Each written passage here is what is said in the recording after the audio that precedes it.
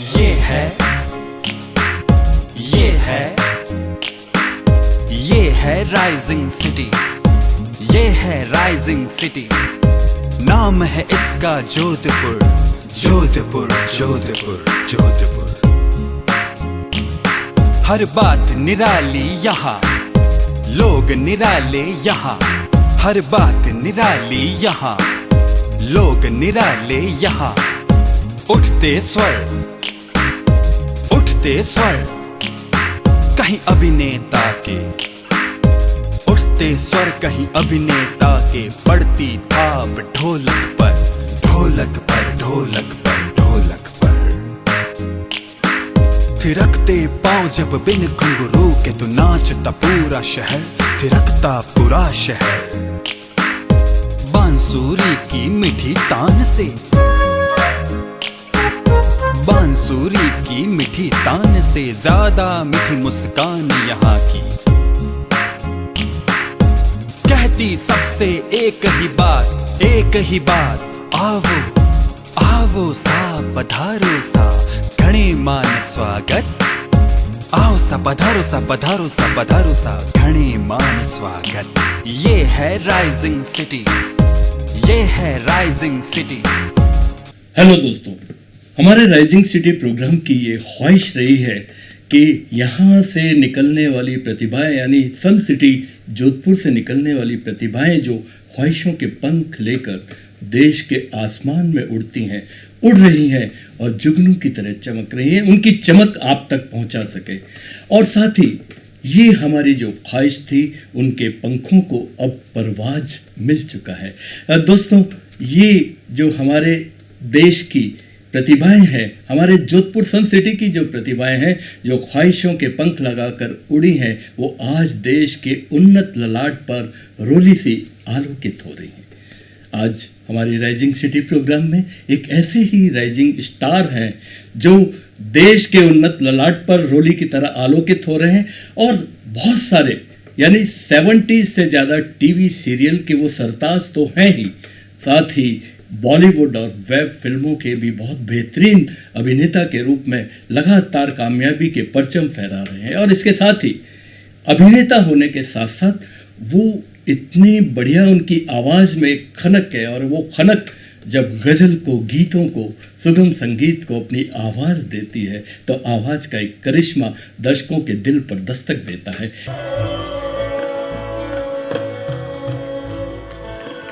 थोड़ा पढ़ने का मैं भी आदी हूँ, थोड़ा पढ़ने का मैं भी आदी हूँ। थोड़ा हो भी, थोड़ा हो भी, किताब जैसा है।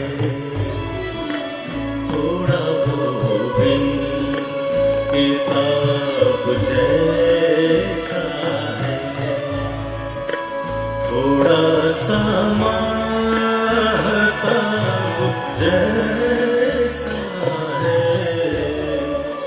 थोड़ा सा आफताब जैसा है। एक ऐसे ही किरदार जिन्होंने 70 से अधिक सीरियल्स में काम करने के साथ साथ बॉलीवुड फिल्मों में भी काम किया है, और उनकी म्यूजिक एल्बम भी लगातार हमारे दर्शकों के बीच आती जा रही है। और इसके साथ ही बहुत सारे कॉन्सर्ट, स्टेज प्रोग्राम पर भी उनकी आवाज़ का करिश्मा लोगों के दिलों तक पहुंचता है।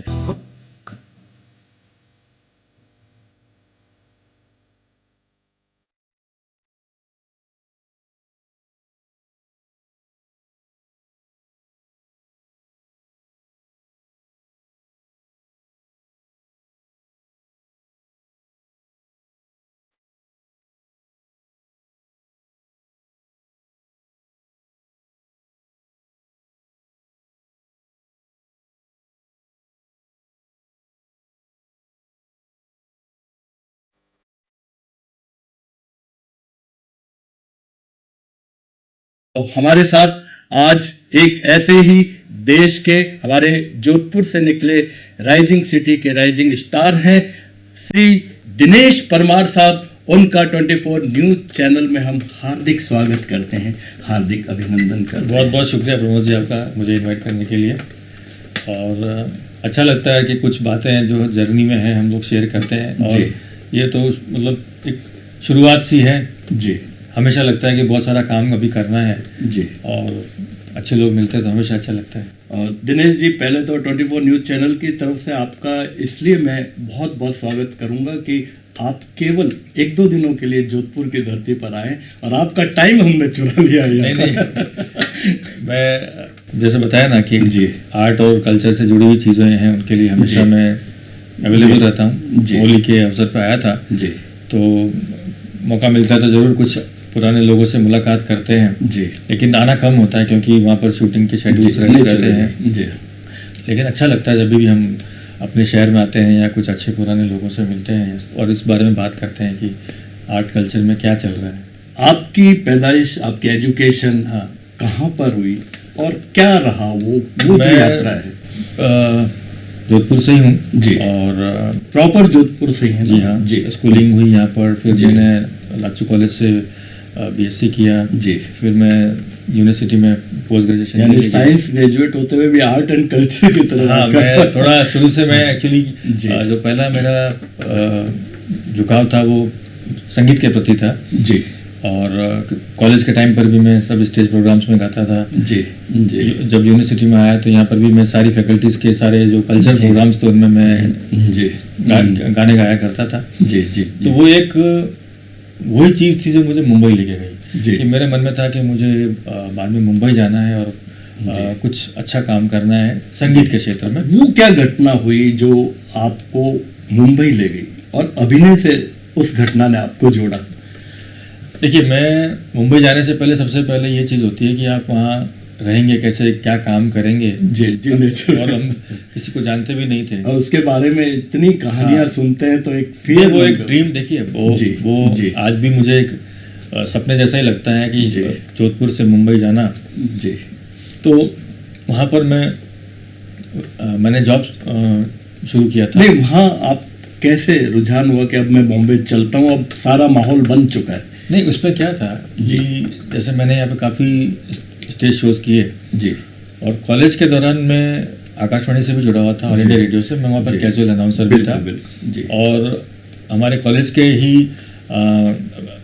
हमारे प्राध्यापक थे मदन मोहन माथुर साहब, उनके जी। साथ मैंने थिएटर में भी ज्वाइन किया। जी बट वो मैं दो प्लेज उनके साथ मैंने किए, जिसमें एक में मैं बेसिकली बैक स्टेज और साउंड पूरा संभालता था और जी। एक में मैंने छोटा सा काम किया। लेकिन वो मेरे लिए एक इंट्रोडक्शन था कि ये थिएटर वगैरह क्या होता है। अभिनय का अंकुर तो वहाँ हो हाँ जी। चुका है। फिर मुंबई में मैं, क्योंकि अल्टीमेटली आपको जब बड़ी जगह पर परफॉर्म करना है, अगर जी। नाम करना है तो आपको मुंबई ही जाना पड़ेगा, क्योंकि नहीं, आजकल तो जी। ये यूट्यूब और इतने सारे प्लेटफॉर्म हो गए कि आप जी। घर बैठ के कहीं से भी कुछ भी कर अरे सकते वो हैं। बहुत बड़ा समंदर तो हुई। तब तो मुंबई जाना भी एक मुश्किल हुआ करता था कि यहाँ से ट्रेन बदल के अहमदाबाद से मुंबई, और जी। वहाँ पर एक बड़ी अनजान सी जगह है। जी। आजकल तो कोई छोटा स्कूल का बच्चा भी अपना गूगल मैप और ऐप्स के थ्रू होटल बुक करके फ्लाइट बुक करके मुंबई घूम के आ सकता है, लेकिन तब जी। इतना आसान नहीं था। जी और वहाँ पर एक बड़ी समस्या थी कि हम वहाँ क्या काम करेंगे, रहेंगे कैसे। तो जैसे कि मेरा एजुकेशन बैकग्राउंड था, जी तो मैंने वहाँ पर जॉब ज्वाइन किया ताकि मैं अपने आप को सस्टेन कर सकूं। जी। और साथ में मैंने वहाँ पर स्टेज प्रोग्राम्स वगैरह म्यूज़िक के जी। लोगों से मिलना शुरू किया। जी पहले मेरा काम सिर्फ संगीत के प्रति ही होता था। जी फिर मैंने वहाँ पे स्टेज प्रोग्राम्स किए। जी 3-4 मेरे एल्बम्स भी रिलीज हुए जो टीवी पर भी आते थे। जी ओरिजिनल एल्बम्स थे मेरे, जी, बट जी। बहुत बड़ा कोई हिट नहीं हुआ, तो उतना मेरा उसमें जो सक्सेस मिलनी थी वो नहीं मिली। और मैं अक्सर जब टाइम मिलता था तो मैं पृथ्वी थिएटर जाया करता था। जी तो एक अच्छी सी एक आर्ट की जगह है, जी। तो वहाँ पर मेरे कुछ फ्रेंड्स बने। और जो तो आप जो शुरू में पृथ्वी थिएटर गए वो किस मकसद से गए? म्यूजिक का नहीं, वो एसोसिएशन? बेसिकली क्या हाँ, था कि एक जी। वो जब मैं मुंबई गया तो एक वो जी। मन में काफ़ी चीज़ों का चार्म होता है ना कि जी, जैसे जी। मेरे को वहाँ पे एक वो था मन में कि मुझे रफ़ी साहब का बंगलो देखना है, किशोर दा का बंगलो देखना है। हाँ बिल्कुल। उसके बाद में जो भी बड़े बड़े स्टार्स हैं उनके सब जगह कहाँ रहते थे, कैसे रहते जी, थे, तो जी। वो मुझे सौभाग्य मिला। जी इनफैक्ट मैं आपको बताऊंगा कि जी। मैं रफ़ी साहब के बंगलों पर मुझे अंदर भी जाने का अवसर मिला। क्या बात है। और मैंने कम से कम 25 से 30 बार उस जगह पर बैठ के गाया जहाँ रफ़ी साहब बैठ के गाया करते थे उस बंगले क्या में। बात है, 44 ग्रीन व्यू, जी, जी। जो ये अपना जी मुंबई में बांद्रा में जो है उनका, जी, और जी। बाद में जो उनका दूसरा था जहाँ पर वो जी। बाद में रहा करते थे, जी रफ़ी विला जो है गुरु जी। नानक पार्क के पास, वहाँ पर भी जी। मुझे अवसर हुआ मिलने का जी उनके परिवार से। जी तो वो जी। कुछ ऐसी चीज़ें होती कि आपको वो लगता है कि नहीं कुछ मैं आर्ट की चीज़ों से जुड़ूँ, देखूँ क्या है। तो जी। पृथ्वी थिएटर इस तरह से मेरा जाना हुआ। जी तो वहाँ पर बहुत सारे आर्टिस्ट लोग बैठते हैं, जी बहुत सारे वहाँ पे प्लेज होते रहते हैं। जी जी तो उनसे मुलाकात हुई और उसी दौरान मेरा बहुत ही प्रेम भरा रिश्ता बना शशि जी। कपूर जी के साथ। वाह क्या बात है। और शशि साहब मुझे बहुत प्यार करते थे, मैं उनके साथ बहुत अच्छी यादें मेरी, मैं उनके साथ घंटों बैठा क्या करता था। और एक समय ऐसा भी था जब वो थोड़ा ठीक थे तो मैं उनको उनके फिल्मों के गाने सुनाया करता था, वाह क्या बात है। जो किशोर दा और रफ़ी साहब के गाए हुए गाने थे, जी, और हम लोग शेयर जी, करते थे, डिस्कशन जी। करते थे। जी। और उनको कौन सा गाना पसंद था? हम थोड़ा सा चाहेंगे आप गुनगुना दें। हालांकि आपकी संगीत यात्रा पे हम बाद में पूरी बात करेंगे। उनके उनके मैं बेसिकली उन्हीं के गाने उनको सुनाया करता था, खासकर जैसे मैं उनको बोलता था कि वो ये जो उनकी एक फिल्म में एंट्री थी, वो बाइक मोटरसाइकिल पे आते हैं, एक रास्ता है जिंदगी, हाँ क्या बात वो है। काला पत्थर फिल्म है, काला तो वो उनको पत्थर। मैं याद दिलाता था तो बड़े मुस्कुराते थे हाँ। कि ये क्या। तो बहुत सारे ऐसी बातें किया करते थे हम लोग। बाद में जी। तो थोड़ा उनकी तबीयत खराब होने पर हाँ।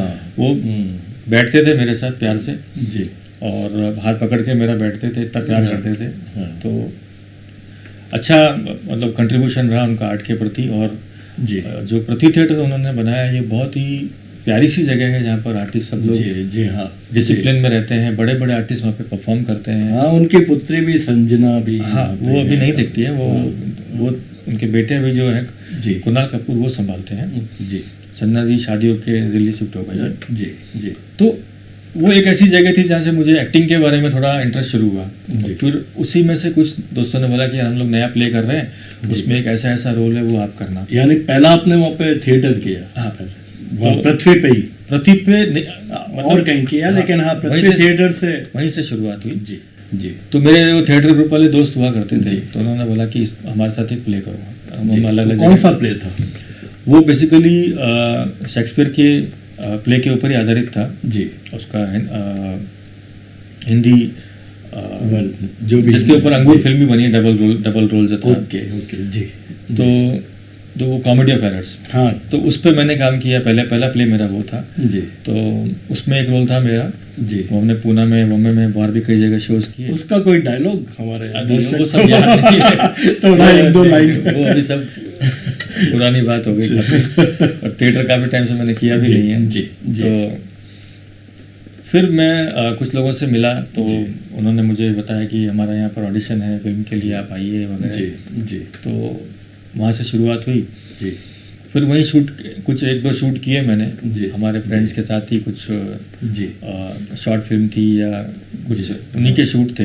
जी वहाँ पर और लोगों से मुलाकात हुई। जी। तो इस तरह से फिर वो सिलसिला आगे बढ़ा। जी। कुछ जगह ऑडिशन भी दिए मैंने, जी। और फिर वहाँ से मुझे कॉल्स आने शुरू हुए। तो पहली फिल्म थी या पहला सीरियल था टीवी?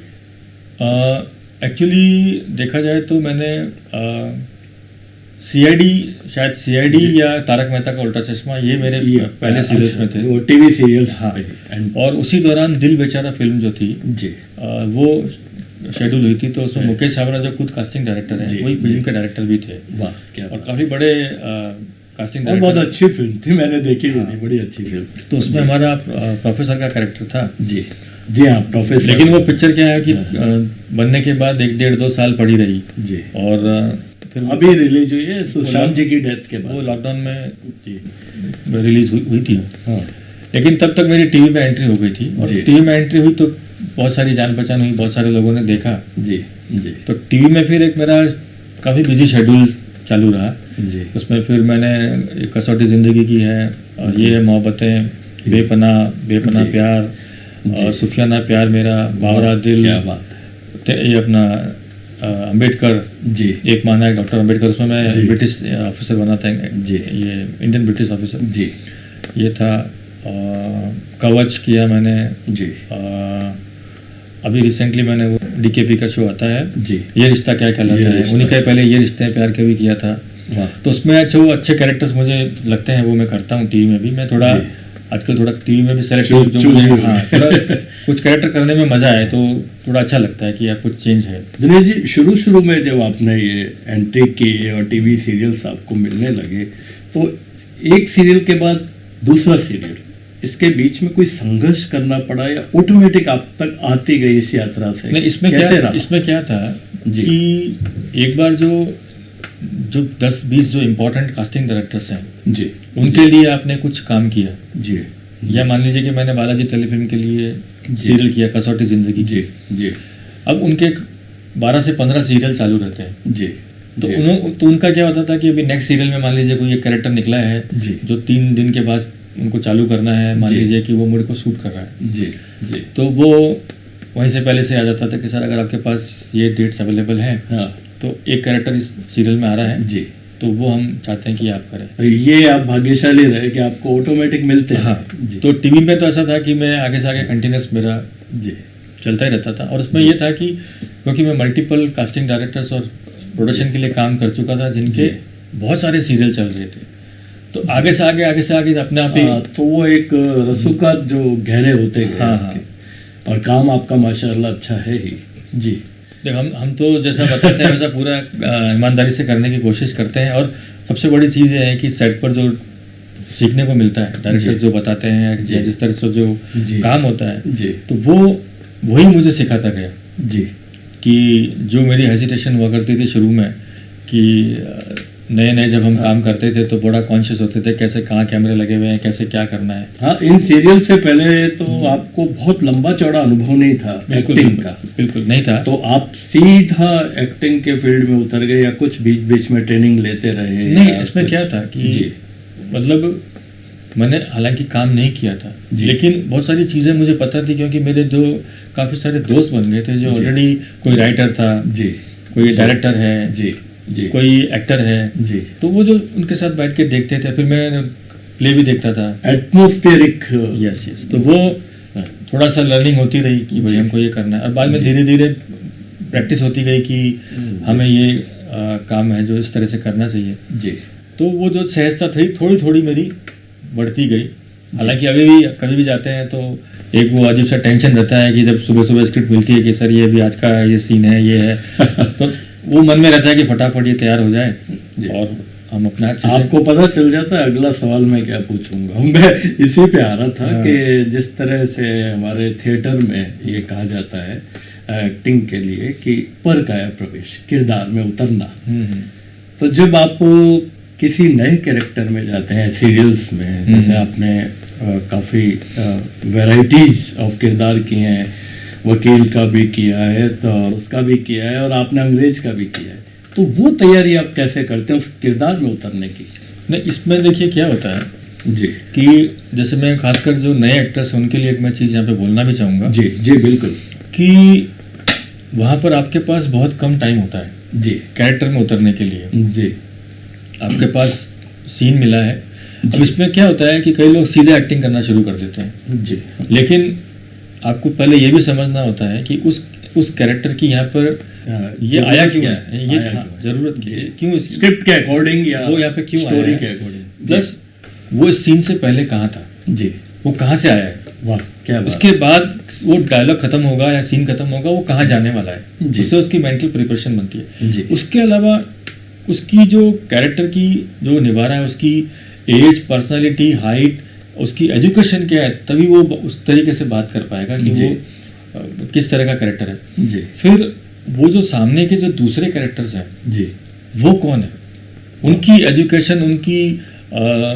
पर्सनालिटी क्या है, तो ये डिसाइड करेगा कि उनसे कैसे बात करनी है जी। जो ये कैरेक्टर है। और कुछ बेसिक स्टोरी भी आपको पता होगी हाँ। कि इस स्टोरी में मेरा किरदार क्या है और मुझे कैसे इसको। तो थोड़ी सी ये जब प्रिपरेशन करते हैं तो हम लोग एक अपने आप एक डिज़ाइन हो जाती है उस कैरेक्टर के बारे में जी। कि वो कैरेक्टर की चाल कैसी होगी, वो उन दूसरे कैरेक्टर से जोर से बात करेगा, धीरे बात जी, करेगा, जी। कैसे मूवमेंट करेगा, जी कहीं से आया है तो उसकी वो प्रिपरेशन क्या है। जी फिर वो आप उस कैरेक्टर में उतरिए। जी और दूसरा क्या है कि कई लोग मैंने देखा है कि सिर्फ अपना डायलॉग बोलने में लगे रहते हैं। आपने अगर सीन समझ लिया है, जी आप सीन में ही रहिए, जी आप कैमरे को भी मत देखिए, कैमरामैन है वो अपना काम करेगा, जी वो बिल्कुल आपको अपने आप पकड़ लेगा। जी आप खाली ये देखिए कि आपको आपका क्या जवाब देना है जो आपसे सामने वाले ने सवाल पूछा है, जी या आप उससे जो कम्युनिकेट करना चाहते हैं आप सिर्फ वो कम्युनिकेट करिए बिना कई जिसको बोलते हैं यानी उस कि पूरे परिवेश में रहना है आपको, किसी टेक्नीशियन किसी से कोई मतलब कोई मतलब नहीं। जी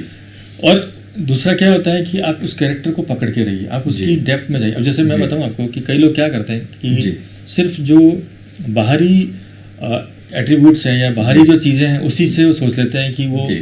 जनरलाइज कर लेते हैं कि ये कैरेक्टर ऐसे होता होगा। जी जी वैसा नहीं है। मैं जैसे आपको बताऊं कि एक आदमी है जिसका पाँव कटा हुआ है, जी लेकिन उसकी बात करने के तरीके में फर्क आ जाएगा अगर उसका पाँव कटा था लड़ाई में, आज़ादी की लड़ाई में, तो वो फक्र से बात करेगा जी। कि हाँ ऐसी लड़ाई हुई थी और मेरा पाँव, और एक किसी के एक्सीडेंट में कट गया होगा तो बोलेगा हाँ, मेरा वो पाँव। लाचार टाइप। तो जी। दोनों की आप जब दोनों से उनके बारे में पूछेंगे कि आपकी टांग कैसे कटी, वाह, तो दोनों की बात करने के तरीके में फर्क होगा। इतनी गहरी स्टडी।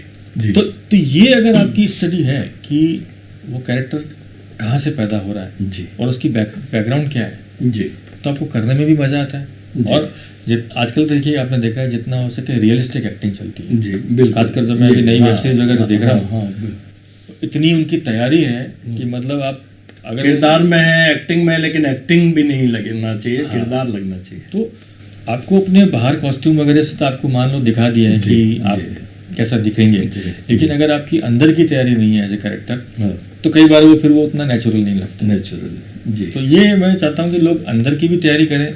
बाहर तो क्या मेकअप मैन है, जी। फिर आपके कॉस्ट्यूम्स हैं, खड़े जी। होंगे तो एक कैरेक्टर अपने आप ही नजर आता है, तो जी। वो बाहर की प्रेजेंस अलग आ जाती है, और साथ में अगर आपने अंदर से भी समझा है जी। तो आप जस्टिफाई कर पाते हैं कि ये कैरेक्टर अच्छा है। आप इतनी तैयारी करते हैं उस किरदार में उतरने की, और तो क्या कभी कभी ऐसा होता है कि आप चाहते हैं कि मैं इसको इस तरह से करूं और डायरेक्टर कुछ और चाहते हैं, तो वो ये जो कोऑर्डिनेशन है वो कैसे बैठ पाता इसमें क्या होता है, है? जी ये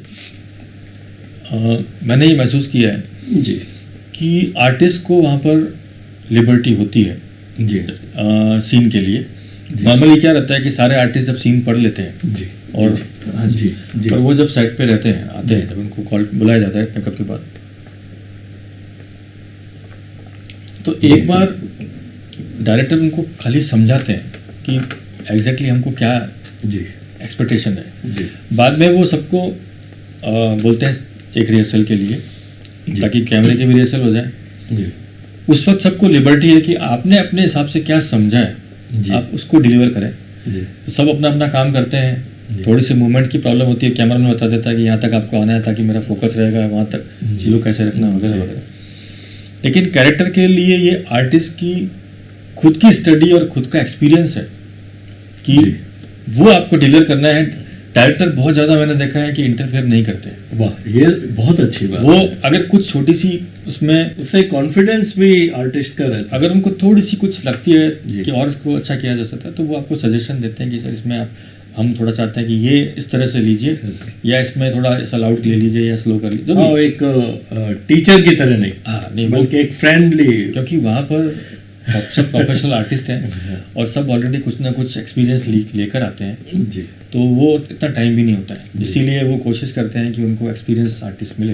क्या हर नए सीरियल के लिए किरदार तो नया होता ही है, हर नए सीरियल के लिए हर बार नया ऑडिशन देना पड़ता है, या वो पिछले एक्सपीरियंसेस को काउंट करते हैं? इसमें दोनों बातें क्या? हैं जी दोनों चीज़ें हैं कि कई बार क्या होता है कि मान लीजिए कोई नया सीरियल लॉन्च हो रहा है जी और उसमें जो भी इम्पोर्टेंट कैरेक्टर्स हैं, जी तो भले ही वो आर्टिस्ट पहले बहुत काम कर चुका होता है, जी वो क्या करते हैं पहले आर्टिस्ट को शॉर्ट लिस्ट करते हैं जी। कि भाई ये कैरेक्टर के लिए हमने ये 2 या 3 जो लोगों को शॉर्ट लिस्ट किया, जी जो ऑलरेडी बहुत काम कर चुके हैं, उन्हीं के लिए भी कर चुके हैं। जी जी फिर वो बोलते हैं कि उनको स्क्रिप्ट देते हैं आर्टिस्ट को। जी जैसे हमने अभी लॉकडाउन के टाइम पे भी हमको कई स्क्रिप्ट ऐसी थी, हमने घर से ही बना के भेजी, कई सीरियल और ये वेब सीरीज वगैरह की।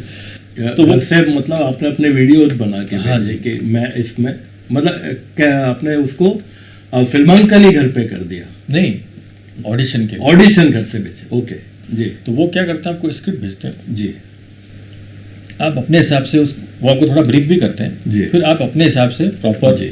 जो भी आपके पास उसके मिलते जुलते कॉस्ट्यूम है, हाँ वो पहनकर आप अपना ऑडिशन बना के जी प्रोडक्शन में भेजिए। जी तो कई बार तो वो पुराने आपके जो काम है, आपके पुराने ऑडिशन जी। वगैरह को देखा हुआ है, उसके हिसाब से वो डायरेक्ट भी कर लेते हैं। जी लेकिन कई बार अगर मान लीजिए सीरियल नया ही बन रहा है, इंपॉर्टेंट कैरेक्टर है, जी तो वो आपको उस सीरियल का ही डायलॉग देते हैं। वैसे मैं बताऊँ को मैंने जी तो मैंने अभी रिसेंटली 2-3 वेब सीरीज और फिल्म्स की जी अभी, जी काफ़ी अच्छे जी। प्रोडक्शंस की थी। जी मैंने जो डायलॉग जो परफॉर्म किया था ऑडिशन में, जी जो उनको जी। बना के भेजा, जी एक्चुअली वो फिल्म की स्क्रिप्ट का ही था, हाँ, एक्चुअल स्क्रिप्ट क्या का था। बात है।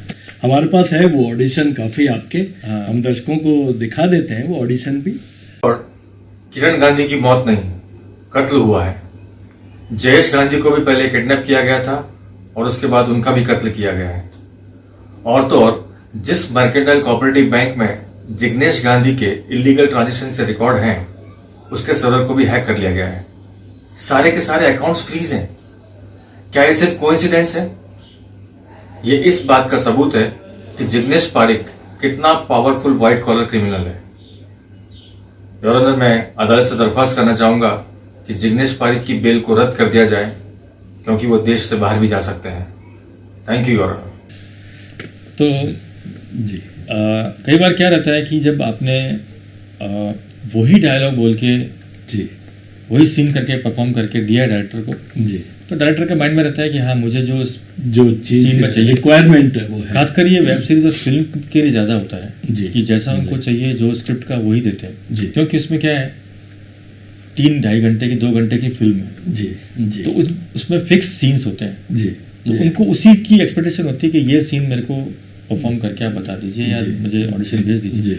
अब सीरियल तो क्या है कि वो चलता ही रहता है, चलता ही रहता है, चलता ही रहता है, हाँ तो उसमें इतना वो नहीं रहता है। हाँ लेकिन फिल्म और जो वेब सीरीज है, जी। क्योंकि उसका ड्यूरेशन बहुत शॉर्ट रहता है, जी तो डायरेक्टर चाहता है कि जो मेरा डायलॉग है, जी वो जो मान लीजिए कि बाप है तो वो मेरे को बाप वाला डायलॉग वो बाप बोल के दे दे, जी। तो वो मैं उसको ओके करूँगा कि भैया हाँ ये बराबर लग रहा है कि नहीं लग रहा है। जी जी तो ये इस तरह से दोनों तरीके से सिलेक्शन करते हैं।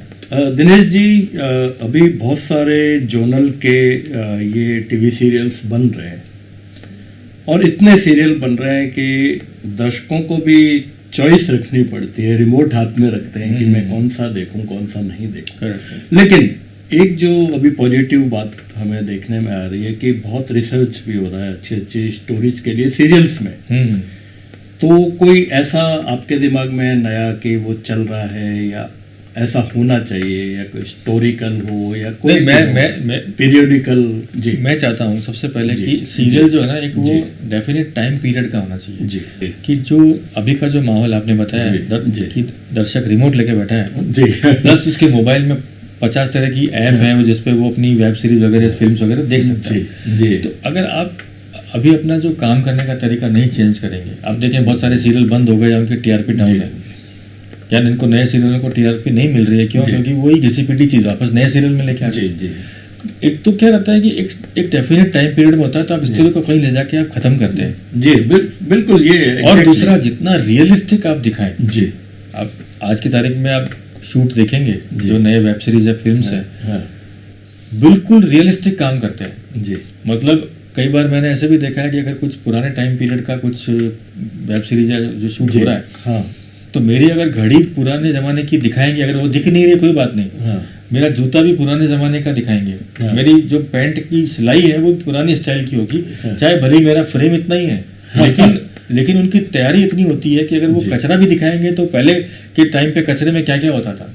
क्या बात है, अगर मान क्या लीजिए कि पुराना रेडियो कहीं से ढूंढ के लाएंगे, वो रेडियो दिखाएंगे पीछे। बात। जी तो अगर आज का दर्शक जो है वो बहुत स्मार्ट और इंटेलिजेंट है, हाँ वो तो पकड़ लेगा कि 42 में ये चीजें कहाँ थी। तो जी। आप, मेरा कहने का मतलब ये है कि जी। एक तो डेफिनेट स्टोरी हो जी। कि साल 2 साल में खत्म किया जाए, हाँ। और जितना हो सके वो रियलिस्टिक एक्ट हाँ, और रियलिस्टिक 20-30 तक काफी होते हैं उसमें। दर्शक भी क्या जुड़ा रहता है। नहीं, मान लीजिए कि आपने जी। उसको 2 साल भी चलाया तो जी। आपको ऑलमोस्ट 80 to 100 एक फिर हर स्टोरी में एक नई केमिस्ट्री तो होनी चाहिए हर एपिसोड में। बिल्कुल बिल्कुल। कुछ ऐसा अभी तक आपने जो किरदार किया है जो आपके दिल में बैठा है नहीं, इसमें क्या रहता है अभी तक जो किया है, आगे का नहीं पूछा, आगे बाद में पूछूंगा। नहीं, इसमें देखिए मैं बताऊं आपको कि बहुत सारी चीज़ें हैं कि हर बार कैरेक्टर कुछ अलग होता है। अब जी। जैसे ह्यूमन वेब सीरीज आई है जी डिज्नी हॉटस्टार, इनकी विपुल शाह की प्रोडक्शन जी, की थी, तो उसमें जी। मैं स्टेट मेडिकल ऑफिसर हूँ जो जी। इनसे इंट्रोगेशन करता है, कीर्ति कुलारी एंड शैफाली शाह जो मेन जी, परफॉर्म कर रहे जी, हैं। तो एक अलग इंटेंस टाइप का सीन था, अलग तरह जी, की उसकी परफॉर्मेंस थी। जी कुछ सीरियल्स हैं जिसमें मान लीजिए कि वो डॉक्टर है, वो प्लास्टिक सर्जन है वगैरह जी, वगैरह, जी।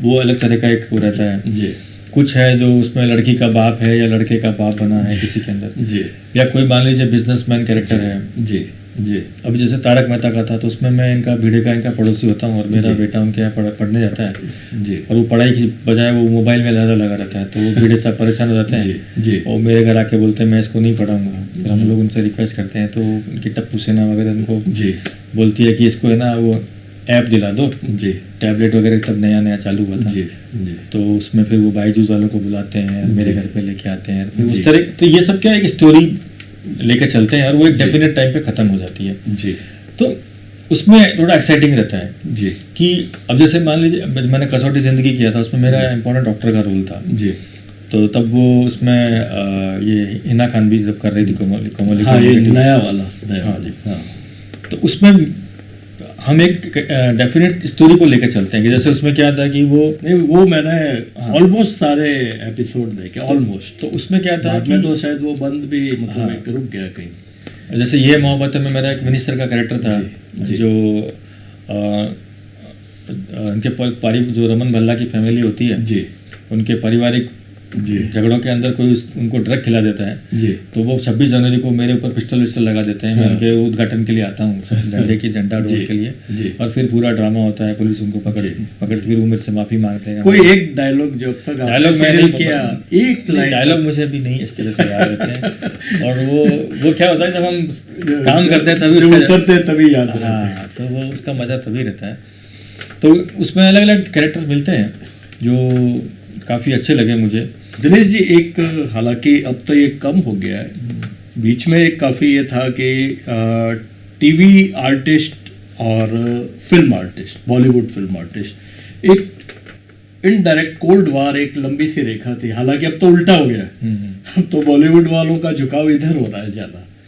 तो ये जो चीज़ है आपको क्या फ़र्क लगता है, क्योंकि अभी आप दोनों से जुड़े हैं? हाँ देखिए, मैंने जो फ़र्क महसूस किया जैसे मैं जी। आपको बता रहा था जी कि फिल्म और इसका वेब सीरीज का एक डेफिनेट ड्यूरेशन है। जी वेब सीरीज है तो 5, 6, 7 एपिसोड है, जी। फिल्म में तो 2-3 घंटे की है। जी तो इसमें क्या है कि वो जो शूट का तरीका है ना वो भी अलग होता है।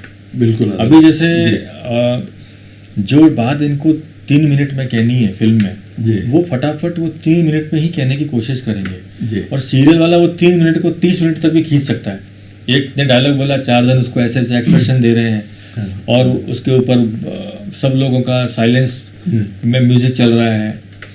और दूसरा क्या है कि जो एक्ट मैंने महसूस किया है जी। वो वेब सीरीज और फिल्म में ज़्यादा रियलिस्टिक डिमांड करते हैं जी कि आप जितना हो सके अपना बात कहिए, जी जी क्योंकि वहाँ पर वो टाइम नहीं है कि आप फुटेज खा रहे हैं, टाइम लगा रहे हैं धीरे से। ऐसे अगर ज़रूरत है तो ठीक है, अदरवाइज आप डायरेक्टली अपनी बात करिए, जी क्योंकि उनके पास एक डेफिनेट टाइम है सिर्फ उसमें उनको पूरी। हाँ, और दूसरा जो काफ़ी रियलिस्टिक काम होता है, जी जो शूट का तरीका भी है, वो एक्ट का तरीका भी है, वो काफ़ी रियलिस्टिक लेते हैं। जी जी अब जैसे मैंने बताया ना, वो 2 मिनट का सीन है जी जो फिल्म का या जी। वेब सीरीज का, उसको ये 10 मिनट खींच सकते हैं टीवी वाले।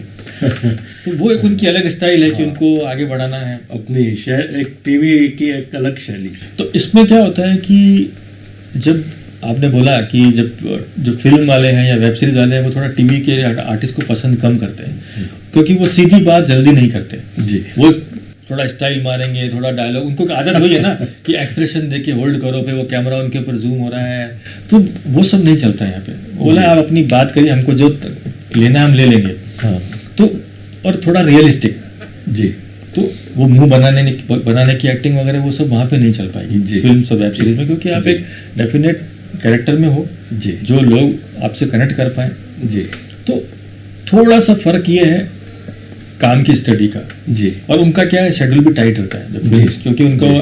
फटाफट अपना जो, और इधर टीवी में क्या होता है सेट बना हुआ है जी, आके बैठ गए हैं, अब वो रोज वहीं पर आकर वही शूट करते हैं, जी तो वो थोड़ा सा कैजुअल ले लेते हैं। जी क्योंकि वो एक कैरेक्टर जो है वो रोज वही कर रहा है, जी जी तो वो सोचता है मुझे क्या तैयारी करनी है, जी। मैं आके पर डायलॉग बोल दूंगा। इसीलिए कई बार आप देखेंगे कि वो कुछ लोग टीवी में 10-15 साल भी काम कर रहे हैं एक ही सीरियल में, उनको कोई बाहर नहीं, वो मोनोटोनी हो जाती क्योंकि उन्होंने दूसरा कुछ कोशिश ही नहीं करी है, कोशिश नहीं वो अपने कैरेक्टर में भी कुछ चीज़ और नहीं लाते। हाँ, इसीलिए वो कोई ऐसा कैरेक्टर समाज में होता है तो लोग फलाना आर्टिस्ट का नाम ले लेते हैं। हाँ, तो थोड़ा सा डायनामिज्म ज़्यादा है फिल्म्स और वेब सीरीज़ में, उनकी तैयारियां भी बहुत अच्छी होती है किसी भी काम के करने के लिए। जी ये कुछ आर्मी ऑफिसर का या ये रॉ ऑफिसर का कैरेक्टर जो मुझे मिले, थोड़ा लंबा कैरेक्टर, हालांकि मैंने एक वेब सीरीज़ में किया है द इन्वेस्टिगेशन में जी फॉरेंसिक ऑफिसर का, लेकिन जब मेरे को ऐसा लगता है कि मुझे कुछ आर्मी ऑफिसर या कुछ पुलिस के सीनियर ऑफिसर का कोई इंपॉर्टेंट कैरेक्टर मिले, जी वो मैं करना चाहूँगा। मैंने कभी भी आज तक नेगेटिव रोल नहीं किया, मतलब वाह क्या तो वो कभी लगता है कि कुछ ऐसा कुछ नेगेटिव टाइप का भी मिले, हाँ वो तो वो मेरी इच्छा है कि मैं कुछ नेगेटिव कैरेक्टर में भी काम करूँ, जी जो दिखता पॉजिटिव है लेकिन कुछ नेगेटिव बाद में पता चले कि ये असली तो गुनाहगार ही है, तो ऐसा कुछ लगता है कि ऐसा कुछ मिले मुझे। ऐसी चल रही है कहीं बात? ऐसी 2-3 जगह बात चल रही है जी क्योंकि नॉर्मली क्या है, देखिए सबसे जो कास्टिंग का जो क्राइटेरिया है मेनली वो जी। आपका सबसे बड़ी चीज़ होती है, एक तो लुक हाँ, बहुत बड़ी चीज़ डिफाइन करता है कि आपको क्या तरह का कैरेक्टर देंगे जी जी और दूसरा आपकी होती है एज फैक्टर कि कास्टिंग में सबसे पहले वो लिखते हैं कि भाई हमको एक 40 साल का पर्सन चाहिए, जी। आर्मी ऑफिसर चाहिए, तो इनके माइंड में रहता है आर्मी ऑफिसर है या पुलिस वाला है या बिजनेसमैन है, तो उसकी क्या वो फला आर्टिस्ट हाँ, तो उनके माइंड, अब जैसे मान लीजिए कोई बोलता है ना कि हमको यार बिजनेसमैन चाहिए या कोई शरीफ दिखने वाला बाप चाहिए, थोड़ा रईस वाला, थोड़ा अमीर, तो वो बोलेंगे दिनेश परमार को। तो वो क्या बात है। तो वो जैसे मैंने बताया, जैसे मुकेश छाबड़ा से भी मुझे बाद में और भी काम मिला, जी जी तो वो या तो डॉक्टर का कैरेक्टर है, वेब सीरीज में है, फिल्म में भी है, तो वो जो इम्पोर्टेंट न्यूज़ एंकर है जी या फिर वो बिजनेसमैन है जी या डॉक्टर है वापस। तो क्या होता है कि वो लुक जो फैक्टर है आपका, जी वो आपके साथ लगा रहता है, क्योंकि जी। मेन कास्टिंग का पहले क्राइटेरिया ही वो है कैरेक्टर जी। आर्टिस्ट के लिए, जी। हीरो हीरोइन को छोड़ दीजिए। जी तो उस वजह से क्या होता है कि कई बार आपको वो ऐसे कैरेक्टर नहीं मिल पाते हैं जो आप सोचते हो कि मैं ये करूं, जी। क्योंकि वो ये लेके चलता है कि हाँ ये तो लुक के हिसाब से तो बिजनेसमैन लग रहे हैं, तो ठीक है वो वाला कैरेक्टर में ले लो, या फादर का ले लो, जी या ये ले लो, जी जी तो आधा सिलेक्शन वहाँ हो जाता है लुक के साथ। फिर आपका ऑडिशन है वगैरह वगैरह। मैंने 1-2 नेगेटिव में भी ट्राई किए थे, ऑडिशन भी दिए हुए थे मेरे, जी। बट वो नेगेटिव में उनको उतना अच्छा नहीं लगा, क्योंकि वो बोलते हैं कि नहीं हमको नेगेटिव फेस भी थोड़ा ऐसा लगे कि नेगेटिव टाइप का हो, तो वो चीज़ है। दिनेश जी, आपकी एक्टिंग यात्रा पे हमने बात करी है, अब आपकी जो म्यूजिक यात्रा है, जो आपका शायद पहला प्यार शुरू में हाँ। शायद पहला प्यार था, हो सकता है अब भी पहला नहीं, प्यार अभी भी है जी, तो वो म्यूजिक यात्रा शुरू से कैसे चली? मतलब आप जैसे आपने कहा मैंने कॉलेज में भी हिस्सा लिया और जगह भी हिस्सा लिया।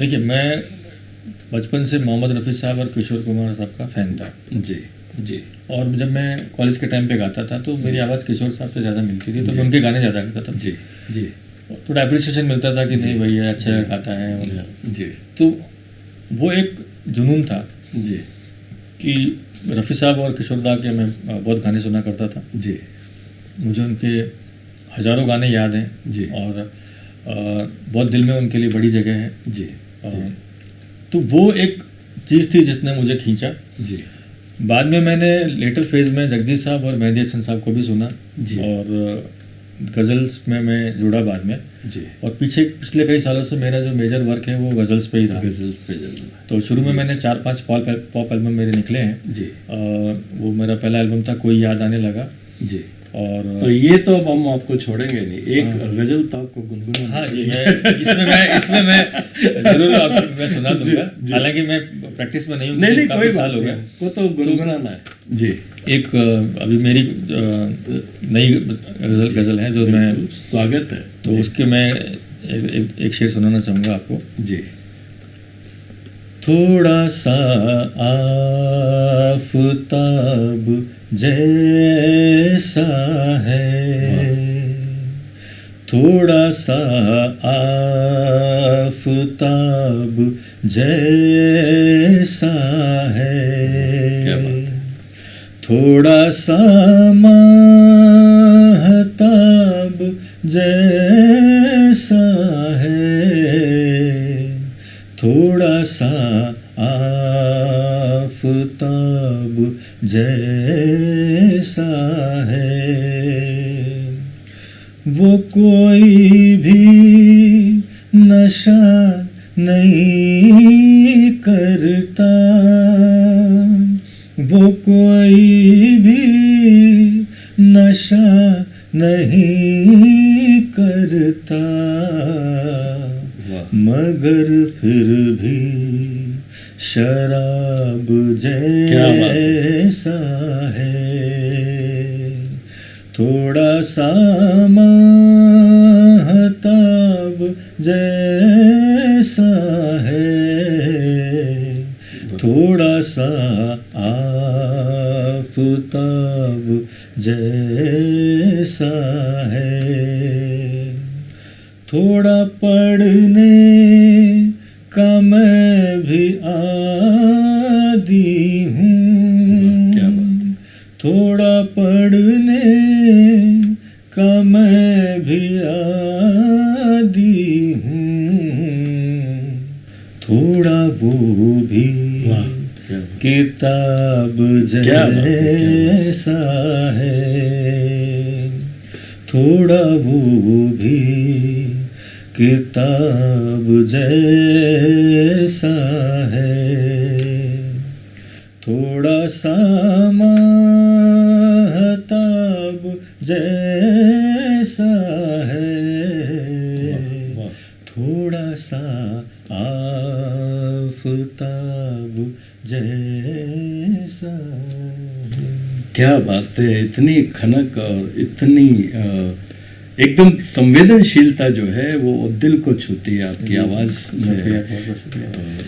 दिनेश जी, ये अभी जो आप गज़लों के आपके एल्बम भी काफ़ी रिलीज भी हुए हैं, तो क्या म्यूजिशियन या कंपोजर आपको बुलाते हैं, इनका कंपोजिशन कैसे होता है, क्या इसका एक इसमें- यात्रा रहती है? इसमें मैं बताता हूँ आपको जी कि मुझे संगीत के क्षेत्र में भी वहाँ के टॉप म्यूजिशियंस के साथ काम करने का मौका मिला। जी जी जो गज़ल्स के म्यूजिशियन हैं जी और जो फिल्मी गानों के जो जी। म्यूजिशियन हैं, उनमें दोनों में थोड़ा फ़र्क है। जी खासकर जो ये ऑर्केस्ट्राबद्ध लाइन में जो काम करते हैं, जी तो वो तो क्या है कि एग्जैक्टली जो फिल्म में जो गाने में आपने पीस सुना है वैसा के वैसा बजाएंगे जी और बहुत अच्छा बजाते हैं। हाँ। कई ऐसे भी म्यूजिशियंस के साथ काम किया जिन्होंने ओरिजिनल फिल्म में भी उन्होंने ही बजाया। वाह, क्या इतने बड़े बड़े अच्छे कलाकारों के साथ काम करने का मौका मिला। जी और गज़ल में क्या होता है कि जो म्यूजिशियंस हैं जी वो बेसिकली सब उस्ताद लेवल के होते हैं, जी वो कुछ भी बजाएंगे। जी मुझे बहुत अच्छा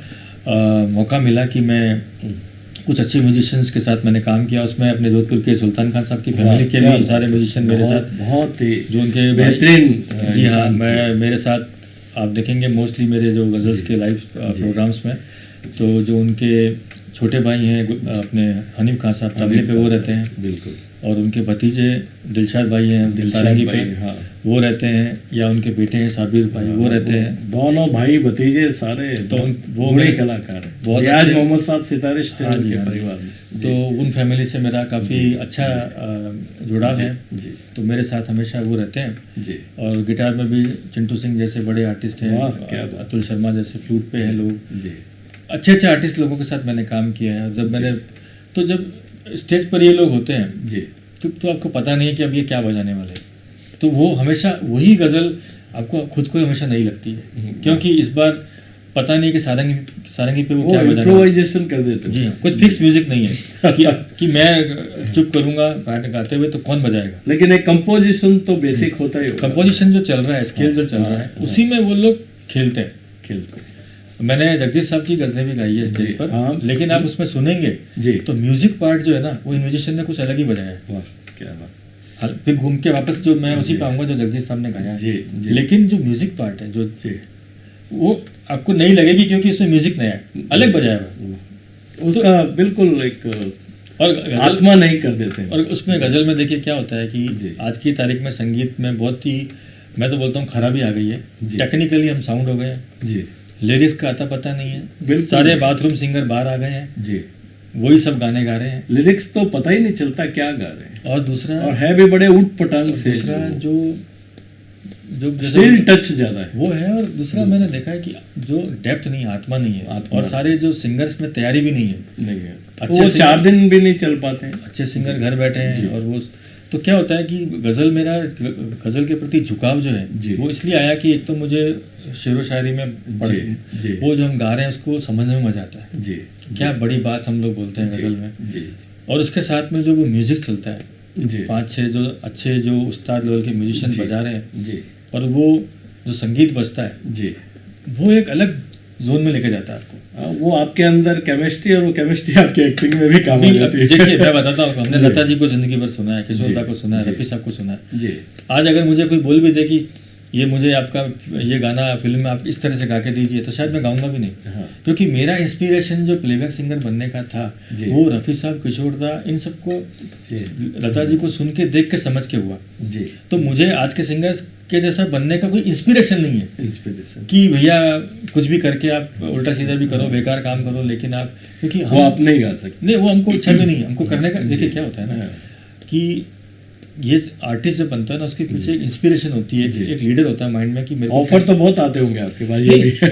कई बार होता है कि वो गाना इस तरह का है कि आपको खुद एंजॉय ही नहीं करोगे आप। हाँ, हाँ, तो जब आप कोई चीज़, हम लोग बने क्यों थे कि हमारा एक पैशन था, जी। हमारी एक इंस्पिरेशन थी कि हम जी। रफ़ी साहब को सुनते थे, किशोर दा को सुनते थे। जी, जी, मैं बड़े बड़े अच्छे गाने वालों के साथ, सिंगर्स के साथ भी बैठा हूँ मैंने। जी, मैंने जी। बड़े बड़े प्लेबैक सिंगर्स की 50 रिकॉर्डिंग सामने देखी है, जी, जी। जिसमें कुमार सानू है, श्रेया घोषाल है, अपने ये शान वगैरह। शान, ये रमेश रेशमिया, जी। फिर आपके मीका है, इनकी सबकी मैंने रिकॉर्डिंग्स बहुत देखी है। बहुत सारे सिंगर्स हैं जिनकी मैंने जी, साथ में मैंने शबीर भाई, हमारे शबीर कुमार जी है, मोहम्मद अजीज साहब, इनके साथ, इन दोनों के साथ तो मैंने शोज भी किए, स्टेज शोज वगैरह। क्या बात। तो वो एक अलग दौर था। जी, अभी क्या है, टेक्नोलॉजी हो गई, टेक्निकल एक जो म्यूजिक अरेंजर होता है जी, वो एक अच्छा सा अच्छी बीट वाला गाना बना देता है, जी। जिसमें आपको लिरिक्स और गायकी को फिट करना है। जी, तो जी, गायकी और इसके लिए क्या है ना, और जी। लोगों की चॉइस भी वैसी नहीं रह गई है कि जी। लोग उनको सुने। आज बड़ा दुख होता है हाँ। कि कई जो नए स्कूल के बच्चे हैं उनको लता जी का नाम पता नहीं है, और उनको किशोर कुमार के गाने नहीं सुने उन्होंने, रफ़ी साहब के गाने नहीं सुने उन्होंने। तो कभी कभी दुख भी होता है कि ये लोग बहुत बड़ी धरोहर से वंचित भी रह गए हैं, क्योंकि अब उस चीज़ को जब ये समझ ही नहीं रहे हैं, सुन ही नहीं रहे हैं, तो कहाँ से आगे लेके जाएंगे। जी, तो जो हमारी इंस्पिरेशन थी, जी, जैसा काम हम करना चाहते हैं जी, वैसा अगर नहीं मिलेगा तो हम क्या करेंगे, जो हमको पसंद है वैसा ही करेंगे ना। जी, जी। तो हम क्या करते हैं, हम अपने पुराने गानों को एंजॉय करते हैं, उनको सुनते हैं। या गज़ल्स जो ऐसी चीज़ है जिसमें नई नई शेरो शायरियाँ हैं, जी। नई नई कंपोजिशंस हैं। जी, मैंने जोधपुर के भी एक हमारे शायर हैं, जी, उनकी भी कुछ गज़लें गाई थी, जो उनकी ओरिजिनल गज़लें थी, वो भी जी। मैंने प्रोग्राम में पेश करी। जी। अभी और भी मैं 7-8 नई गज़लों पे काम कर रहा हूँ। सईद कादरी साहब की बात तो नहीं कर रहे? नहीं, कादिर साहब नहीं, माफ़ी चाहूँगा, थोड़ा सा मेरे माइंड से उनका नाम निकल गया है, तो थोड़ी देर में अगर याद आता है मैं तुरंत बताता हूँ, बात करते हुए दिमाग से नाम निकल गया उनका। तो उसमें मैं जी। कोशिश करता हूँ कि नए नए अच्छे शायरों की गज़ल्स मुझे मिले, जो मैं खुद भी कंपोज करता हूँ। जी। अच्छा, आप कंपोजिशन भी कर हाँ, रहे अभी हैं? जैसे Very good। जो गज़ल जी। मैंने सुनाई आपकी, अच्छा, आपका ही तो ये कंपोजिशन? कंपोजिशन मेरा है। मेरे एक दोस्त है शायर बॉम्बे में, जी। इमरोज आलम, उनकी लिखी हुई गज़ल है। तो हम पढ़ रहे थे तो मैंने कहा मैं इसको कंपोज करता हूँ और शो में गाता हूँ। वाह, क्या तो मैंने बात है। बॉम्बे में यही एक शो में गाई थी उसको। जी, जी, तो कोशिश ये रहती है जी। कि नई असली गज़लें मिले, जी। म्यूज़िक में काम हो। और एक्टिंग में तो क्या है कि आपको रोज़ एक नया चैलेंज मिलता है, जी। नया रोल होता है, जी। उसकी डेफिनेशन एक टाइम पीरियड होती है, जी, और आप एक कैरेक्टर में आते हैं। जैसे मैंने बताया आपको कि वो अम्बेडकर सीरियल में जी। मेरा इंडियन ब्रिटिश ऑफिसर का रोल जी, था, जी, तो उसमें एक अलग कैरेक्टर का काम था, क्योंकि वो एक तो पुराने टाइम का, जी, फिर आपकी वो गेटअप, इंग्लिश तरह की वो पुरानी तरह की ड्रेस, फिर जी। आपका बॉडी लैंग्वेज, जी, और जो उस तरह की उस जो घटनाक्रम उस ज़माने में चल रही है, जी। उस ज़माने के हिसाब से आपको बातचीत और उसको समझ के काम करना। वे ऑफ, हाँ, तो वो एक अलग एक्सपीरियंस था, जी। एक अलग तरह का कैरेक्टर था जिसको रोज नए नए अनुभव। हाँ। तो मेरे को अभी जैसे आप बोलेंगे ना, कई बार आप जैसे एक बात कहना चाहूँगा हाँ। कि कई सीरियल में मुझे जानबूझकर मुझे इंटरेस्ट नहीं होता कि मुझे कोई कंटिन्यूटी में एक ही तरह का लंबा रोल मिले। जी उसमें दिक्कत दो एक है हाँ। कि एक तो ये है कि मैं दूसरा बाहर से कोई काम नहीं कर पाऊंगा, जी और मेरा इंटरेस्ट अभी है कि मैं फिल्म और वेब सीरीज की तरफ जाऊँ। जी जी लेकिन अगर आप एक ही रोल कर रहे जी। हैं तो आपकी सारी डेट उसी सीरियल के लिए है, जी या आप दूसरा काम ले नहीं सकते क्योंकि वो आपको कभी भी बुला सकते हैं। बहुत से काम हाथ से छूटते जाते हाँ। हैं। जी प्लस क्या एक ही कैरेक्टर में रहने से क्या होता है कि आप में क्रिएटिविटी नहीं आती। क्रिएटिविटी नहीं, आप सोचते हैं कि भाई आपका मीटर घूम रहा है, रोज का आपका एक पेमेंट बन रहा है, इम्यून हो जाते हैं। लेकिन वो कैरेक्टर करते करते जी। करते फिर आप वो जो सीखने की जो प्रक्रिया है ना, हाँ, कि वो जो अलग अलग शिथिल हो जाती है। शिथिल हो जाती है। जी। जैसे मुझे अभी भी एक अचानक से याद आया जी कि मैं एक सावधान इंडिया में मैंने एक वैसे मैंने बहुत बहुत एपिसोड्स किए हैं, बहुत। जी जी एक एपिसोड था जिसमें मैं बेटे का बाप बनता हूँ, जी जिसका खून हो जाता है। जी उसमें कई सीन ऐसे थे जिसमें बहुत अच्छा जी इमोशनल सीन्स थे, जब वो बेटे को याद करके रोता है या स्टोरी सुनाता है, या कई बार वो असली कातिल को देख के कैसे वो एकदम से भड़क जाता है उसको देख के।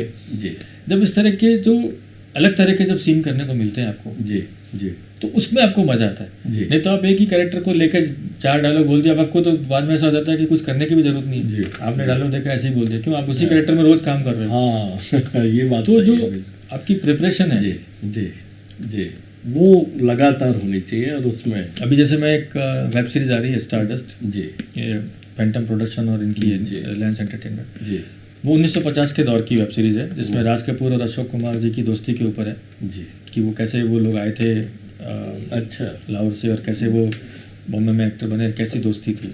जी तो बायोग्राफिक हाँ वो उस तरह से रिफ्लेक्शन है कुछ, वो उस हाँ। तरह का उन्होंने बनाया है। अच्छा हाँ, तो वो पुराने एरा की एक तो हम उसमें मैं थिएटर का डायरेक्टर होता हूँ, ये मेरे थिएटर में काम करते हैं। जी अच्छा वाह क्या तो, बात है। तो उस जमाने में क्या था कि वो म्यूजिशियंस भी लाइव बजाते थे, हाँ तो वो ऑर्केस्ट्रा को बुलाया हुआ था जो म्यूजिशियन हमारे मतलब शूट में भी, जी। तो वो भी प्रैक्टिस कर रहे थे। हाँ, उनसे भी मेरी अच्छी दोस्ती हो गई क्योंकि 2-3 म्यूजिशियन जान पहचान के निकल गए। जी तो जब आप इस तरह का कुछ काम करते हैं जो आपको कई अलग जोन में लेके जाता है, उसमें मैंने ऑन स्क्रीन पहली बार सिगरेट पी है क्योंकि वो सीन में डायरेक्टर जो है वो ऐसे रिहर्सल देख रहा है, सिगरेट पी रहा है, एक्टर भी नीचे उतर के सिगरेट पी रहे हैं, तो हमको जितनी बार वो टेक करना पड़ा उतनी बार मुझे नई सिगरेट पीनी पड़ी। तो अब कोई नहीं पीने वाला हो तो नहीं उसमें पहले उन्होंने बोला था कि सर हम चाहेंगे कि सिगरेट, क्योंकि डायरेक्टर है वो, थिएटर के डायरेक्टर सिगरेट पीते और हैं उस जमाने के और एक्टर भी पी रहे हैं। हाँ तो हमने कहा ठीक है। हाँ। तो उसमें एक एडी हमारे लिए लगाया गया था, हाँ। वो खाली इधर 4 तरह की सिगरेट उसके जेब में भर रखी थी 2 एक्टर की, जी एक जन की बीड़ी थी और एक मेरी सिगरेट। तो वो जी। जैसे ही शॉर्टकट होता हाँ। वो पुरानी सिगरेट आधी जली हुई ले लेता, हाँ। नई सिगरेट पकड़ा देता, अभी वापस से सीन लेंगे हाँ। तो आपको वापस वही सिगरेट लगानी है वही। तो उसमें मैंने 8-10 सिगरेट पी गया तो क्या बात है। तो वो एक अलग एक्सपीरियंस था, लेकिन वो रियलिस्टिक जब चीज़ें हम करते हैं, जी तो मैंने बताया कि हमने और पुराने बॉम्बे के एक पुराने ऑडिटोरियम में, अंग्रेजों के ज़माने का ऑडिटोरियम है, जी वहीं पर ही शूट किया था। जी तो ये जब चीज़ें आप इस तरह की करते हैं जी तो उसका एक्सपीरियंस आपको बहुत कुछ सिखाता है। प्लेबैक भी आपने किया है? नहीं, प्लेबैक में मैंने 2 गानों में किया लेकिन वो रिलीज नहीं हो पाए। रिलीज नहीं हो पाए, अब होंगे। हाँ जी हाँ। तो फिल्म में जैसा मुझे कैरेक्टर याद आया कि एक फिल्म आ रही है इंडियन सुपारी कंपनी, अच्छा तो वाईपी सिंह जी हैं जो खुद आईपीएस ऑफिसर रह चुके हैं, वो उनकी फिल्म है तो करप्शन के ऊपर है जी कि कैसे ये जो ब्यूरोक्रेसी है वो कैसे खुद पैसा लेके करप्शन को फैलाती है और बड़े बिजनेस लोगों को टारगेट करती है। उसके ऊपर उन्होंने एक बड़ी अच्छी फिल्म, जिसमें मेरा वकील का कैरेक्टर है, लॉयर का। जी तो वो लॉयर जो पहले से जानता है कि मेरा जो जिसके लिए मैं पैरवी कर रहा हूँ वो बदमाश है, जी फिर भी उसको तो बचाना है। जी तो वो जो उसकी तैयारी होती है वकील की, जी अपने क्लाइंट को अच्छा दिखाने की, जी वकील के कैरेक्टर मैंने बहुत किए हैं, सीरियस में भी बहुत किए, लेकिन ये इस तरह का वकील है जी जिसको पहले से ही पता है कि मेरा जी जो क्लाइंट है वो बदमाशी करता है, वो बड़ा अफसर है, पैसे खाता है, जी लेकिन उसका काम ये है। तो वो किस तरह से ये चीज़ें होती है, जी जब इस तरह की आपको कोई चीज़ करने को मिले तो जी। आपको बहुत सारी चीज़ें दिला देती है कि यार क्या चल रहा है सोसाइटी में, भी कैसे होता है, जी कहाँ देश बढ़ रहा है, कैसे सब चीज़ें हो रही है। जी तो कई बार आपको वो नई नई चीज़ें जब देखने को मिलती है तो आपको बहुत अलग तरह की एक इंस्पिरेशन मिलती है। जी अभी मैंने एक हमारे दोस्त के लिए टीवी सीरियल का नया सीरियल के लिए एक पायलट एपिसोड किया था, जी उसमें मैं म्यूज़िक टीचर हूँ। जी तो उसमें वो बिल्डिंग के सब बच्चे म्यूजिक सीखने आते हैं, जी तो उसमें 2 बच्चे सिंसियरली सीखना चाहते हैं, 10 बच्चे मजाक करते हैं ज़बरदस्ती के। जी तो वो काफ़ी कॉमेडी टाइप का सीन था हमारा, जी तो वो भी मुझे अच्छा लगा, वो लोगों को भी अच्छा लगा। जी। तो कई बार जब आप अलग हटके चीज़ करते हैं जी तो ये जो मज़ा है वो आप नई नई चीज़ें करोगे उसमें आएगा। जी लेकिन टीवी सीरियल में आपने एक ही सीरियल में आपने एक हाँ, अंकल का वो रोल पकड़ मोनोटोनी, लिया, मोनोटोनी। अब आपको रोज आके खाली वही डायलॉग बोलना है। जी हाँ तो वो थोड़ा सा, अब जैसे मैं बताऊं, मैंने एक मुझे अचानक सीरियल भी याद आया, जी कुल्फी कुमार बाजेवाला में मेरा जी। कैरेक्टर था जी कि मैं जो सिकंदर में जो होता है मेन कुल्फी जी। का जो फादर होता है, सिकंदर का पड़ोसी होते हैं हम लोग, जी और मेरा बेटा होता है रॉन, वो जी। उसका कुल्फी का फ्रेंड होता है। फिर हमारी दोनों परिवारों की टशन चलती है, जी। हमारा डांस कंपटीशन वगैरह भी होता है। जी वो एक डेफिनेट मेरे ख्याल से 8-10 एपिसोड का हमारा कैरेक्टर था, हमारी जी। फैमिली इंट्रोड्यूस की जी। गई थी उसके अंदर। जी जी लेकिन वो आप एक जब अलग तरह के कैरेक्टर में काम करते हैं जी तो वो आपको चैलेंजिंग एक नई चीज़ मिलती है कि आपकी एक जो सिकंदर खुद एक आर्टिस्ट है जी सीरियल में, जी, उसके जी। साथ टसन है आपकी आर्ट को लेकर, और वो आपको बोलता है कि मेरा नाम होता है चौधरी साहब, कि चौधरी जी। साहब मैं आपका फैन हूँ, जी आप क्या डांस करते थे, क्या गाते थे वगैरह जो भी है, हाँ। तो वो हमारा फैन है। जी लेकिन हमारी टशन भी है बच्चों के चक्कर में, जी क्योंकि वो बच्चा हमारा जो है वो जी। उसको चिढ़ाता है कुल्फी जी, को, तो वो जी। वो अपने पापा को बोलती है, उस चक्कर में हमारा परिवारों का।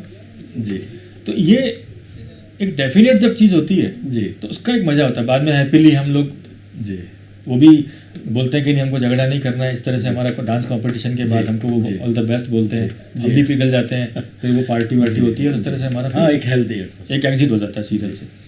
तो जब ये डेफिनेट कैरेक्टर होता है जी उसका एक मज़ा अलग ही है। मैंने कहीं देखा है कि कोई कैरेक्टर 15 साल से कोई सीरियल में चला ही जा रहा है, जी अब वो ना तो खुद के ही कैरेक्टर पे मेहनत कर रहा है, जी। अब दूसरा तो बात ही छोड़ दो। जी वो जैसा 15 साल पहले वो एक्टिंग करता था वो आज भी वैसी एक्टिंग करता जी। है। हम तो चाहते हैं, हम सीखना चाहते हैं। जी। आज मैं इतने नए नए जो जी मैंने AR मुर्गादास सर के साथ काम किया दरबार फिल्म में, वाह क्या बात वो कितने सिंपल तरीके से काम, रजनी सर के साथ हम लोग बैठे थे, जी हाँ उनके साथ सीन था, इतने बड़े कलाकार वाह। पूरा, अगर हमारे भी टेकिंग चल रही थी शॉट की तो वहीं पर ही चेयर लगा के बैठे हैं बाजू में, ऐसा नहीं कि मैं वैनिटी में जाके बैठ गया हूँ मुझे बुला लेना। जी और अपने काम के प्रति सिंसियर, वो हर शॉट के बाद मॉनिटर में देखते थे, मुर्गादास जी से डिस्कस करते थे अपने तमिल में, जी। मेरा सीन कैसा रहा क्या रहा। जी तो ये जो चीज़ें देखने को मिलती है जी कि मैं बताता हूँ, मुझे अभी भी याद है दिल बेचारा के टाइम पर हम लोग जी। वो गाने का शूट कर रहे थे जो टाइटल सॉन्ग है, जी, जो जी, सुशांत का जी, जो जी, हाँ। कॉलेज में परफॉर्म करता है वो जी, एनुअल हाँ। फंक्शन में, हाँ।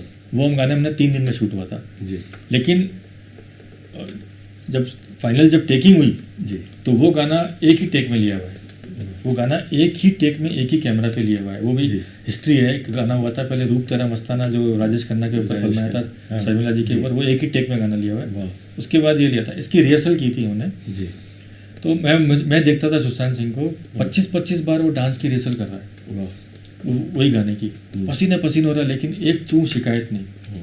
और हमारे आने से पहले फराह खान ने डायरेक्ट किया था ये जी। जो सॉन्ग कोरियोग्राफ उन्होंने किया था, हमारे जी। आने से पहले वो लोग मौजूद रहते थे। वाह और बहुत ही प्यारा एटीट्यूड था उन दोनों का। हाँ। मुझे तो विश्वास भी नहीं हुआ कि ये जी। जब इनकी डेथ की खबर मिली, क्योंकि जी। पिक्चर भी हमारी रिलीज नहीं हुई थी जी जी और काफ़ी एडिट भी हो गई थी, क्योंकि जी। कुछ और सीन कट भी गए थे हमारे। जी जी लेकिन वो जो आपको सीखने मिलता है जी कि आप कैसे एक चीज़ पे, एक कैरेक्टर पे काम कर रहे हैं, कैसे वो टीम काम कर रही है, जी कैसे कैरेक्टर आपका चाहे छोटा हो बड़ा उससे इम्पोर्टेंट नहीं जी। है। आपने वो अगर अपनी लाइन बराबर से दी है जी तो वो हमेशा अच्छे तरीके से याद की जाएगी। जी और आप भले कितना भी बड़ा बड़ा लंबा लंबा डायलॉग बोल दो, आपको कोई ना एक्टर मानेगा ना कोई सिंगर मानेगा। जी। अलग अलग चीज़ें करने में ज़्यादा मजा, ये मेरा सोचना है जी जी नहीं नहीं बिल्कुल सही सोच कि हम लोग नई नई चीज़ें सीखें, जी नई नई बातें बताएं। अब जैसे अच्छे जो डायरेक्टर्स हैं आज जी। की तारीख में जो अच्छा काम कर रहे हैं जी उनके साथ हम लोग काम करें। जी तो इंटरेस्ट यही है कि हम लोग और सीखें। आज भी मैं जाता हूँ तो मैंने कम से कम टीवी के 800-900 एपिसोड किए होंगे कम से जी कम। जी लेकिन आज भी जब जाता हूँ तो मेरा यही रहता है कि टाइम से पहुँचे, अपना सिंसियरली अपना मेकअप किया, स्क्रिप्ट देखी, जब डायरेक्टर ने कॉल किया कि आप एडी ने बताया इतनी देर में शॉट लगने वाला, आप रेडी हो, जी अपने काम को सिंसियरली करें। वहाँ पर मैंने देखा है कि लोग कई लोग जो नए लोग हैं या कोई जो दूसरे लोग हैं सेट पर एक्टर भी जी। हैं, उनका काम के से ज़्यादा ध्यान इसमें मेरी चाय गर्म क्यों नहीं है, मेरा कप यूँ नहीं है, मेरा ये नहीं है, मेरा फलाना नहीं। अरे भाई वो सब बराबर है, वो बात की चीज़ें। आप अपना काम डिलीवर करो, जिसके लिए आपने ज़िंदगी दे दी है, जी हमने इस पैशन के लिए अपनी लाइफ दी है, जी बिल्कुल उस पर ध्यान जी। दो, उसको अच्छा करो। तो ये मैं चाहूँगा कि हमको थोड़ा सा अलग तरीके से सिंसियरली सोचना चाहिए। दिनेश जी, आपकी यात्रा की इतनी रोचक बातें हैं, लेकिन घड़ी हमें इशारा कर रही है और पता ही नहीं चला कब समय बीत रहा है। लेकिन जाते जाते हमारे उन यूथ के लिए जो बड़े पैशन के कारण वो इसको बड़ा इजी मानते हैं कि मुंबई जाएंगे तो खाली मुंबई जाने से काम हो जाएगा, उन लोगों के लिए आपका क्या संदेश? नहीं, देखिए इसमें क्या है कि मुंबई जाना तो पड़ेगा जी, लेकिन खाली जाने से काम नहीं होगा। जी जी उसमें वहाँ पर जाने के बाद देखिए क्या होता है जी कि मुंबई जो है ना एक बहुत बड़ी प्रोफेशनल जगह है। जी जी वहाँ पर दुनिया भर से आर्टिस्ट आते जी। हैं और बड़े बड़े सारे स्टार भी वहीं हैं। जी जी तो आपके यहाँ पर गली मोहल्ले में आपने काम किया, छोटे शहर में काम किया, जी। 10-20-50 लोगों ने तारीफ कर दी, जी, वो उसको सफेद भूल है जाइए। नहीं। हाँ वो और अक्सर ऐसा ही हो रहा है। जी और आप सबसे पहले अपने ऊपर ही काम करें। जी, और ये क्या माने बात है। ये माने कि मुझे बहुत ही सीख कर इन सबके साथ इनके लेवल पे काम करना है। जी तो पुरानी तो एक तो गलत फहमियाँ अपने गली मोहल्लों की छोड़ के आनी पड़ती है कि भैया मैंने यूं कर दिया और मैंने यूं कर नहीं, दिया। ठीक है, हाँ। वो वहाँ पे कोई नहीं पूछता आपको। वहाँ पर सब प्रोफेशनल आर्टिस्ट होते हैं, सेट पे सब मिलते हैं, वहाँ पे कोई फर्क नहीं पड़ता हाँ। कि आप आप अपना डायलॉग बोलेंगे तो अगर अमित जी के साथ है या किसी के साथ भी है, हाँ, हाँ, वो आपको डिस्टर्ब नहीं करेंगे कि आप छोटे आर्टिस्ट। वहाँ पे सब बराबर होते हैं, मैंने देखा है। हाँ, हाँ, जी डायरेक्टर के लिए अगर आप आर्टिस्ट हैं तो आपको भी इंपॉर्टेंस मिलती है, आप डिलीवर तो करो। जी तो सबसे पहले ये है कि एक मन में ये लेके जाएं जी। कि भाई हमको वहाँ पे सीखते रहना है और हमको वहाँ पे अच्छा काम करना है। जी फिर आप वहाँ पर जो अच्छे कास्टिंग डायरेक्टर्स हैं, जी अच्छे प्रोडक्शन हाउसेज हैं, उनको जी। मिले और अच्छे ऑडिशंस पे काम करें, अपनी एक्टिंग पे काम जी। करें। लोग क्या है अपने आउटर लुक पे तो बहुत काम करते हैं कि मैं दिखता कैसा हूँ, मैं ये हूँ, मेरे कपड़े कैसे, लेकिन आपकी जो अंदर की एक्टिंग है उस पर वर्क ही नहीं हो रहा है। मैंने कई लोग देखे हैं 2-2, 3-3 साल से वहाँ पर हैं, छोटे से शहरों से भी आते हैं, हमारे यहाँ के भी हैं, जी जी लेकिन एक्टिंग के बारे में उनका काम मेहनत ज़्यादा नहीं है। प्लस वहाँ जाके आप हमेशा याद रखिए कि आप वहाँ पर आए क्यों हैं। जी। कई लोग क्या होते हैं वहाँ पर ग्रुप बना लिए, पार्टी चल रही है, उसमें बिजी हो गए, इधर उधर फालतू के कामों में बिजी हो गए, या कुछ फ्रॉड लोगों के चक्कर में फंस गए हैं जी जो उनकी 10 साल में भी फिल्म नहीं बनती है। जी तो ऐसे लोगों से बच कर रहें, जी फोकस रखें कि पहचान करें कि जी। कौन अच्छे लोग हैं, जी। इनके साथ काम करना है। जी और सबसे पहली चीज़ है आपका आर्ट। जी अगर आपको अपने आर्ट के बारे में ही काम पे जानकारी नहीं है जी तो आप सक्सेस होने के चांस बहुत कम है, क्योंकि कोई जान पहचान वाला भी होगा, एक बार आपको काम दे देगा, जी दोबारा आपको नहीं खड़ा करेगा, जी दोबारा आपको काम सिर्फ आपका काम ही देगा। काम देगा। वाह क्या बात है। तो वो जी तैयारी रखें, जी किसी भी दिन आपको एक दिन कॉल आ सकता है कि सर आपका इसमें सिलेक्शन हो गया है जी। और आप ये वाला बड़ा प्रोजेक्ट कर रहे हैं। जी वो सबके लिए है, सब जी। हर एज के लिए रोल है, जी। हर तरह के दिखने वालों के लिए रोल है। तो कोई आपकी जैसे भी शक्ल सूरत है, जैसे भी आपकी बॉडी है, जैसे भी लोग हैं, जी सबके लिए रोल है। जी बस आपको डायलॉग दिया है तो उसकी डिलीवरी आनी चाहिए प्रॉपर जी। कैरेक्टर में, जी और पूरी जो एक समझ बूझ होती है एक टेक्निकल शूट की, जी वो आप समझ के आए कि भैया कैमरे में एक्टिंग कैसे करनी है, कहाँ लुक देने हैं, जी। वो थोड़ी सी बेसिक चीज़ें होनी चाहिए, वरना जी। सेट पे डायरेक्टर के पास ना तो इतना टाइम होता है और जी। वो लोग फिर इरिटेट भी हो जाते हैं कि इसको लेके आ गए आप, इसको समझ में नहीं आ रहा है जी, कि कहाँ लुक जी, देना है वगैरह जी, वगैरह। जी।